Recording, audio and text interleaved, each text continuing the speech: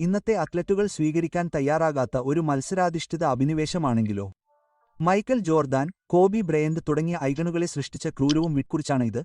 കായികരംഗത്തിന്റെ ആധുനിക യുഗത്തിൽ ഇത് നഷ്ടപ്പെട്ട ഒരു കലയായി തോന്നുന്നത് എന്തുകൊണ്ടാണെന്ന്. പതിറ്റാണ്ടുകളായി NBA വികസിച്ചുകൊണ്ടിരിക്കുകയാണെന്ന് ഈ നിശബ്ദവും ചിന്താപരവുമായ സംഭാഷണങ്ങളിൽ ജോർദാൻ ഓർമ്മകൾ അയവിറക്കുക മാത്രമല്ല, മണലിൽ ഒരു രേഖ വരച്ചിടുകയും ചെയ്തു. ആധുനിക അത്ലറ്റുകളുടെ മാനസികാവസ്ഥയെ അദ്ദേഹം ചോദ്യം ചെയ്തു, പ്രത്യേകിച്ച് ഇപ്പോൾ സാധാരണമായി വരുന്ന ലോഡ് മാനേജ്മെന്റ് രീതിയെ വിളിച്ചു പറഞ്ഞു. അദ്ദേഹത്തിന്റെ വാക്കുകൾ ഒരു കൊടുങ്കാറ്റിന് തിരികൊളുത്തി, പലരും ചോദിക്കാൻ ഭയപ്പെടുന്ന ഒരു ചോദ്യത്തിന് കാരണമായി. ദീർഘായുസ്സ് തേടി കളിയുടെ ആത്മാവ് നഷ്ടപ്പെട്ടോ?